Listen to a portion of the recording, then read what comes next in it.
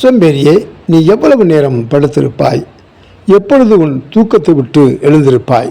நீதிமொழிகள் 6ஆம் அதிகாரம் 9வது வசனம் இவ்விதமாக சொல்கிறது. தன் வாழ்நாளிலே அதிக தூரம் நடந்து சென்றதாக எண்ணி போதும் என்று சொல்லி ஒரு மரத்தடியில் உட்கார்ந்தான் சோம்பேறி பொட்டு மாமா. அம்மரம் கேட்டதையெல்லாம் கொடுக்கும் கற்பக மரமாக இருந்தது. அந்த சோம்பேறி பொட்டு மாமா அதை அறியாமல் மிகவும் பசியாக இருக்கிறதே, சாப்பிட ஏதாவது கிடைத்தால் நலமாக இருக்குமே என்று நினைத்தான். உடனே சாப்பாடு அவனுக்கு முன்பாக வந்துவிட்டது. சாப்பிட்டு முடிந்ததும் வெயிலின் உஷ்ணத்தால் எரிச்சலான அவன் தெண்டல் காற்று வீசினால் நலமாக இருக்குமே என்று கூறினான். உடனே சுகமான தெண்டல் காற்று வீசியது. சுகமாய் அனுபவித்தான்.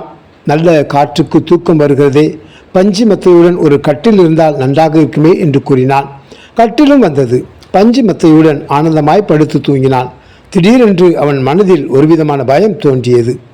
நாம் இப்படி சந்தோஷமாக இருக்கிறோமே, இப்பொழுது ஒரு சிங்கம் வந்து என்னை கொன்று போட்டால் என்னவாகும் என்று கூறினான். அதோ பரிதாபம், சிங்கம் வந்தது, அவனை கொன்று போட்டது.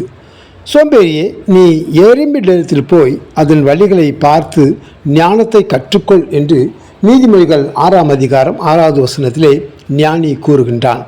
ஆனால் சோம்பேறியோ எறும்பிடத்தில் எப்படி போவது, எப்படி ஞானத்தை கற்றுக்கொள்வது என்று நினைப்பான். சோம்பேறி செயல்பட விரும்ப மாட்டான். ஆனால் அவனிடத்தில் ஏராளமான திட்டங்களும் கனவுகளும் இருக்கும். வெளியே போகச் சொன்னால் குளிர்கிறது என்று சொல்வான். வீதிக்கு செல்ல சொன்னால் விபத்து நேரிடும் என்பான். ஏன், தன் வயிற்றுக்கு பசிக்கு கூட சாப்பிடுவதற்கு அவனுக்கு வருத்தமாக தோன்றும். நீதிமொழிகள் 26ஆம் அதிகாரம் 15வது வசனத்தை வாசித்து பாருங்கள். தூக்கம் தான் அவனுக்கு பிடித்த வேலை. அந்த வேலையை செய்யும்போது மாத்திரமே அவன் சுறுசுறுப்பாக இருப்பான். புத்தியுள்ள உத்தரவு சொல்வதற்கு 7 பேரை பார்க்கிலும் சோம்பேறி தன் பார்வைக்கு புத்திமான். அவன் தன் மேல் உள்ள குறைகளை ஒத்துக்கொள்வது கிடையாது. ஏராளமான சாக்குப்போக்குகளை தன் நுனி நாக்கில் வைத்திருப்பான்.